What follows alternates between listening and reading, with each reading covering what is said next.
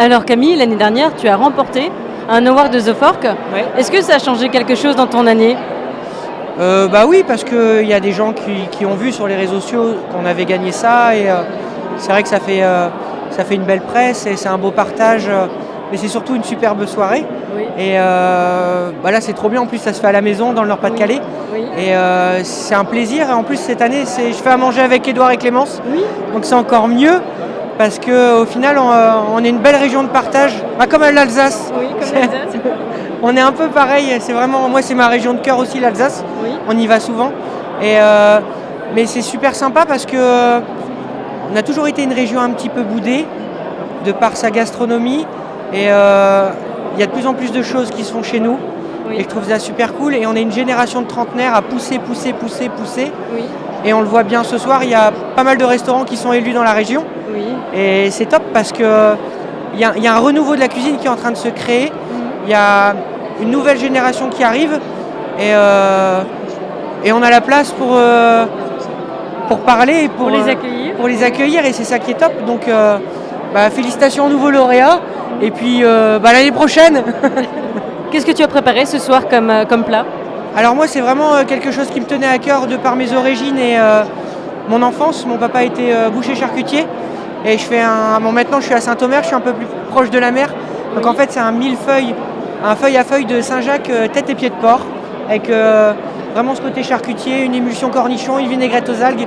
Donc c'est la rencontre de l'iode et de la cochonaille. Est-ce que c'est un plat qu'on sert dans ton restaurant? Ouais, c'est un truc que j'ai fait l'année dernière, mais bon là je l'ai retravaillé. J'aime bien avoir cette trame un petit peu de bonne ripaille, de cochonaille dans le resto. C'est vraiment un peu le fil conducteur. C'est ce que j'aime faire, quoi. Tu parles de cuisine du Marais. Ouais, la cuisine du Marais, parce que je suis dans le dernier marais maraîcher de France habité. Oui. Et c'est un peu la catastrophe qui s'est passée la semaine dernière. Mais là, je suis à 100%, tous mes légumes viennent du Marais de Saint-Omer.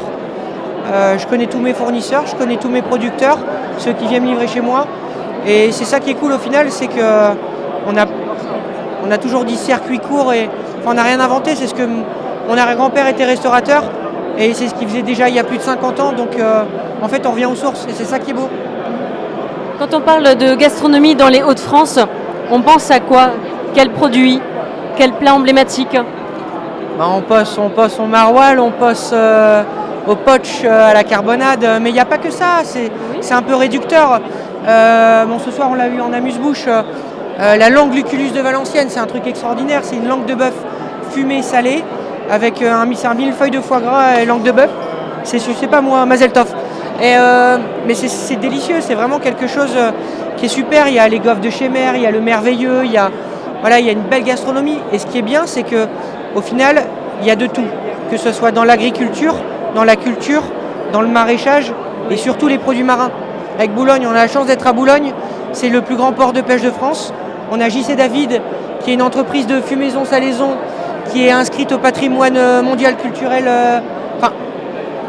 Je pense qu'on a tout pour réussir. On est une belle région, ce qui est cool, c'est qu'on est tous potes, et ça c'est beau. Ça, c'est beau. Merci. Merci à vous, bonne soirée.